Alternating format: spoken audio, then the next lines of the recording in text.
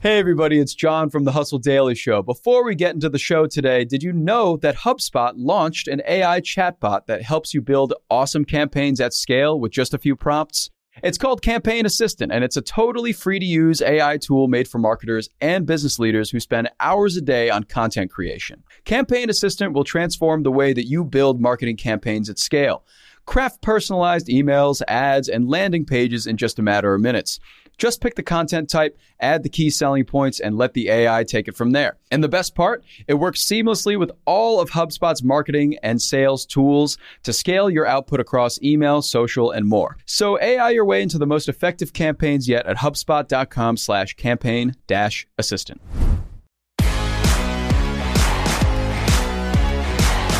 Howdy folks, it is Monday, August 1st. I'm Jacob Cohen here with Rob Litterst, and this is the Hustle Daily Show.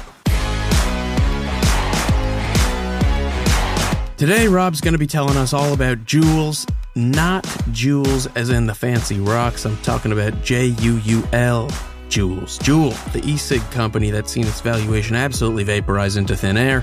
What happened? How did we get here? That's coming up in a bit. But before we get to that, I'm going to do a quick rundown of what's happening in business and tech. Let's get crack-a-lackin'. Okay, first things first, we have a winner. In case you didn't hear, an Illinois resident has won the $1.3 billion or so Mega Millions jackpot. They can choose to receive an annual payout for the next 29 years to add up to that, or a one-time payment of around $780 million. But taxes, folks, taxes. With taxes, that's what, a little over $500 million or so? And that's peanuts, let's be honest, peanuts. Up next, we got an apology donut. Canadian chain Tim Hortons is apparently very sorry its app has been tracking users' location data. To make up for it, affected users will get a free hot drink and a baked good valued at about $6.71.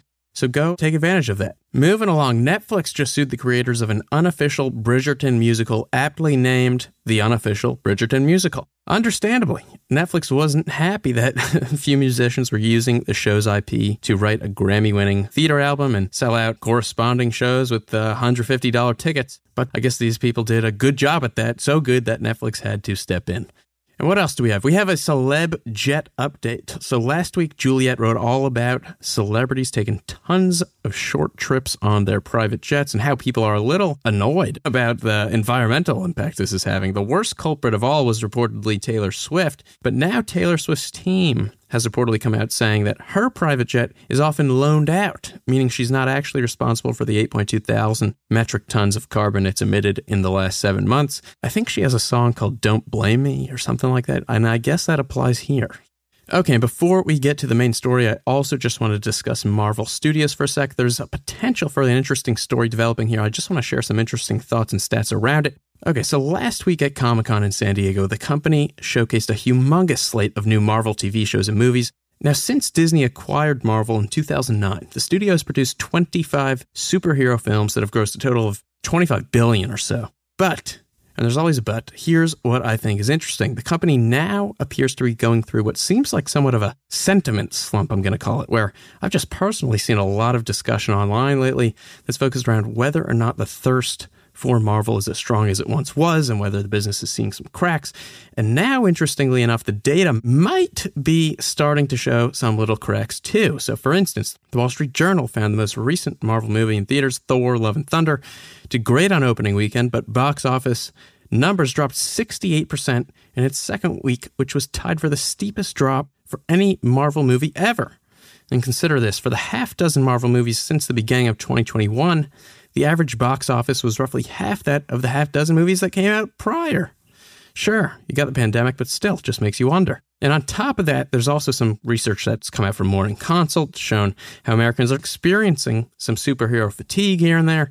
So I think it's a really interesting potential trend that if it continues to really develop, could have some big downstream effects, right? The movies drive merchandise sales for Disney, Disney Parks development. So interesting things to think about at the dinner table tonight. Have Marvel movies gotten worse? Do they generate the same buzz they did a few years ago? Would love to hear your thoughts, but now I think it is time to discuss Juul. So let's go do that. All right, Rob, what is the deal with Juul? I don't know where you were in 2018, JC. I was working in sales. And on our sales floor, you were in the minority if you did not have a Juul at your desk. Seriously? It was wild. Everybody was ripping Juuls in our bullpen. It was just like the thing to do. Everybody had different flavors. Yes. It was really like this wild fad that I hadn't seen anything like it in a while. So basically in 2018, Juul's valuation was $38 billion.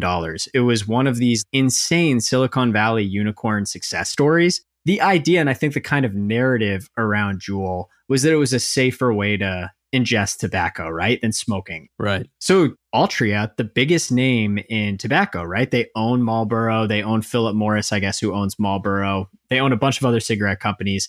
They ended up purchasing this 35% stake in Juul for $12.8 billion and really looked at it as one of their big alternative bets that is going to bring it into like the smokeless future. It's like the Tesla of tobacco. That is exactly right. That's an apt description. So they make this massive bet, and then all this stuff starts happening in 2018. So multiple outlets start reporting that there's a Juul epidemic taking place in American schools. And it wasn't just high schools, it was middle schools as well. And so the FDA ends up taking their biggest cooperative action in the history of the agency. I think they sent out 1,300 warnings and fines to different retailers that they found were selling to underage users. Wow. They also conducted this massive investigation into Juul's marketing and found that they were marketing to minors in really sketchy ways. Yeah. I mean, you can look at like the different flavors. You can look at the color combos. Yes, the flavors. I mean, the flavors look very attractive, very tasty. I have a buddy who was obsessed with the creme brulee flavor. I think it was just called creme, but he swore by it. Creme brulee. Obviously, kids are going to want to partake in creme brulee. Exactly. Ultimately, like all of this really came to a head this past June. So the FDA essentially banned Juul from selling products in the United States and ordered the company to take all of its existing products off the shelf and essentially just remove them. Very good for business. Yeah, and it wasn't just this marketing thing. They found all this data. So they found that 2 million middle and high schoolers were using e-cigarettes. They did this massive report with the CDC and found that it was just this growing epidemic. Like there were just millions of kids doing this. Yeah.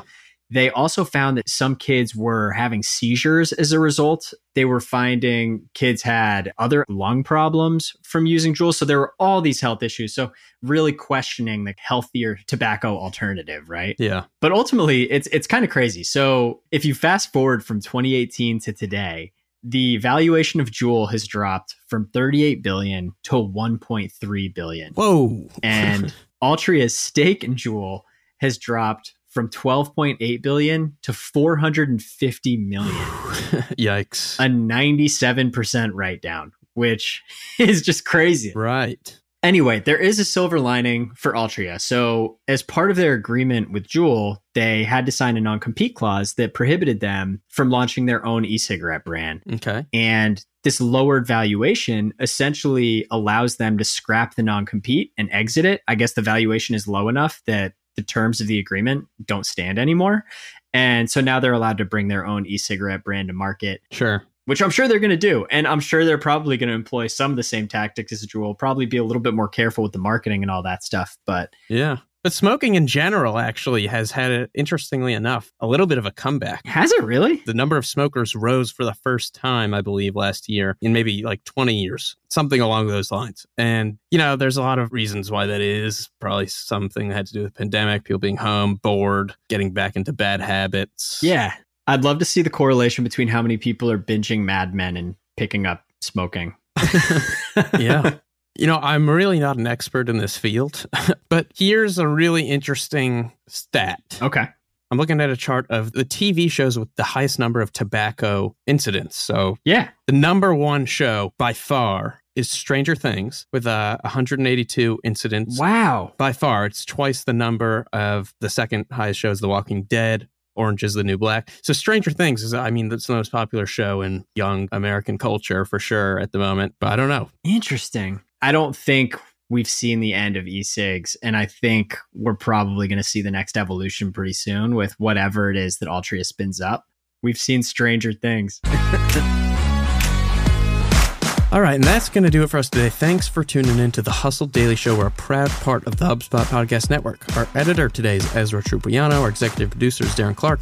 I'm Jacob Cohen. We've got a lot more tech and business coverage in our newsletter. If you're not subscribed, you can go get yourself signed up at thehustle.co, and I'll see you tomorrow.